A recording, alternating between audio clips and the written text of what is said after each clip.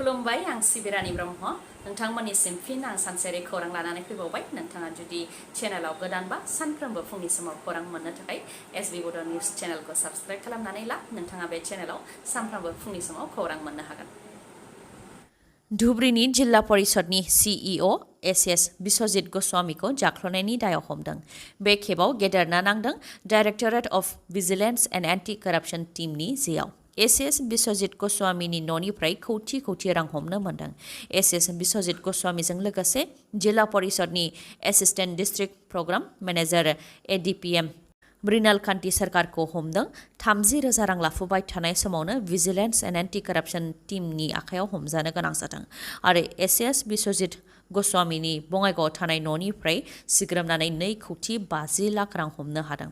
सोरखारि बिथांखिनि सिङाव थानाय प्रजेक्टखौ गनायथि होनायनि मुङाव आरो पेमेन्ट रिलिज होनायनि मुङाव एसएस बिश्वजित गस्वामीनि बिथोन बायदियैनो एडीपीएम मृणाल कान्ति सरकारा 30,000 रांखौ लादोंमोन। बेयावनो रांजों लोगोसे हमजानो गोनां जादों। फोरमायथिनाय बायदिब्ला जिल्ला परिषदनि गेजेरजों जानाय जायखिजाया खामानिनि थाखायनो रां लायोमोन बिश्वजित गस्वामीया आरो गोलाव समनिफ्रायनो सरासनस्रा रायजो राजाफोरनिफ्रायबो गोबां रां जाख्ल'बोनायनि अजद होदों।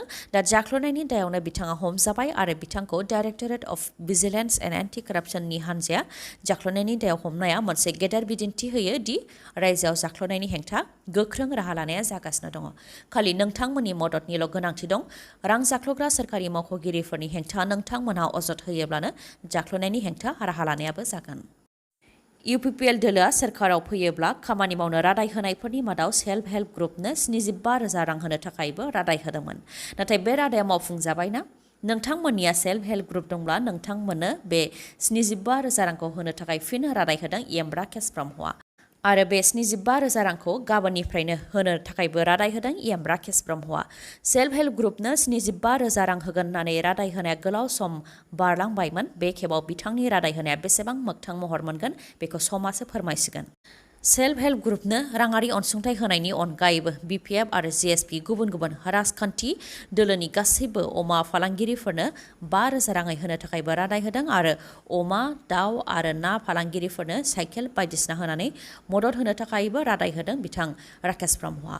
फोरमायथिनो गोनांदि राकेश ब्रह्म बिथांनि दैदेननायाव UPPL दोलोनि जयनिं हाबाफारि खुंनाय जादोंमोन मुसलपुराव, जेराव बीपीएफ आरो गुबुन राजखान्थि दोलोनि गोबां सुबुंफोरानो UPPL दोलोआव हाबफैदों होननानै फोरमायथिदों राकेश ब्रह्मआ। लोगोसे प्रमद बर'आ गरिब दुखुथियाफोरनो फिसा गला होनो थाखाय 5,000 रांनि राङारि अनसुंथाइ होदों। बेनि जाहोनावनो लोब सुबुंफोरा फैनानै UPPL दोलोआव हाबफैदों होननानै फोरमायथिदों राकेश ब्रह्मआ।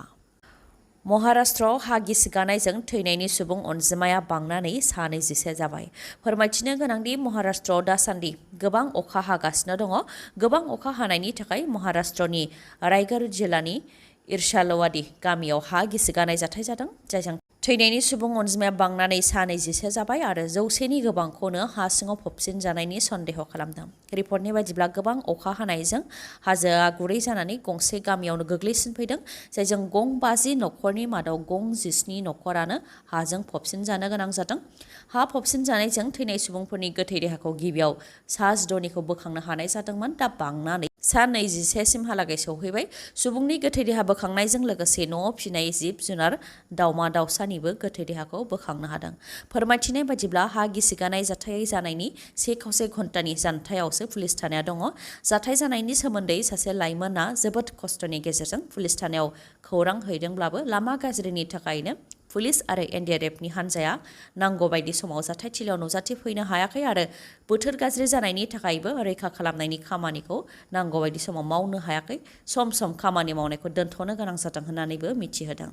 जाथायथिलियाव महाराष्ट्रनि गिबि मन्थ्रि एकनाथ शिन्दे बिथाङाबो नुजाथिहैदों आरो जाथायजों जिउ गोमानाय नखरनि सुबुंनो 5 लाख रांनि अनसुंथाइ होनो थाखायबो बिथाङा फोसावदों।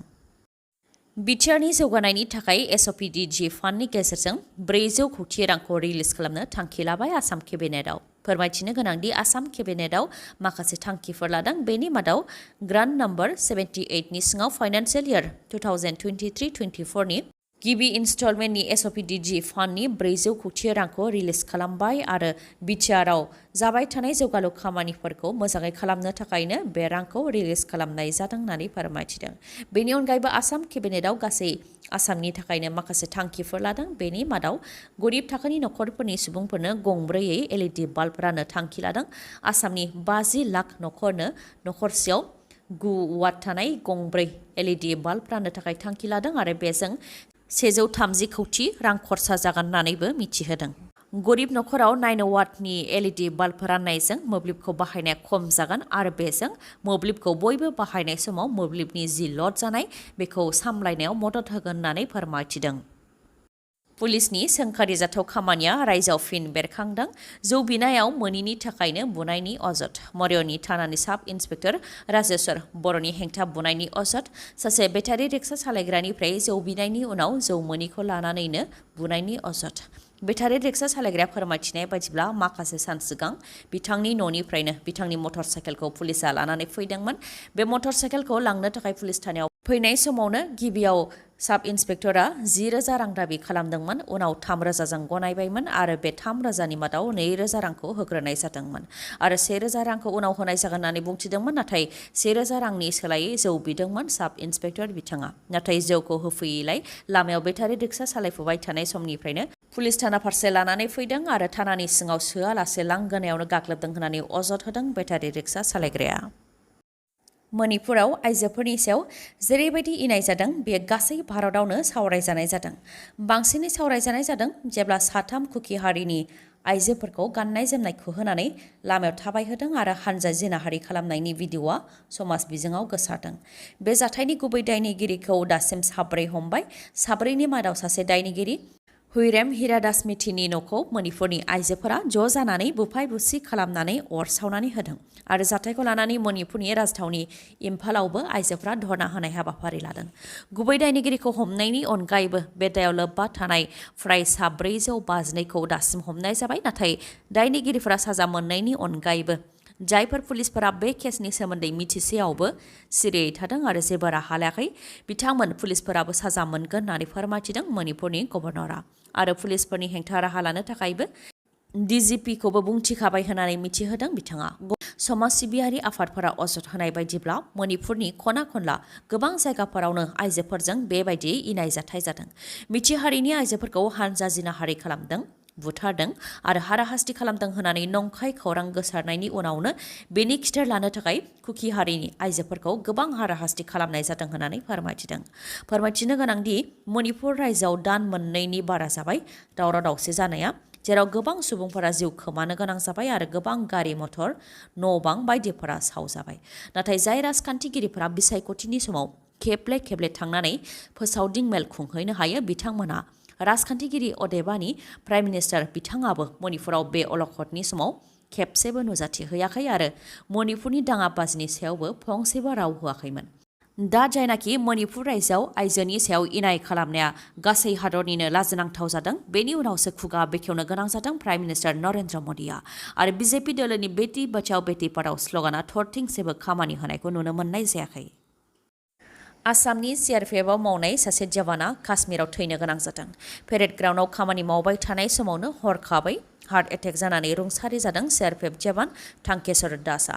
बिथाङा जरहाट जिल्लानि मरियनियाव थानाय नतुन माटी गामिनि थागिबि आरो बिथाङा काश्मीरनि आनन्तनागाव पस्टिंमोन।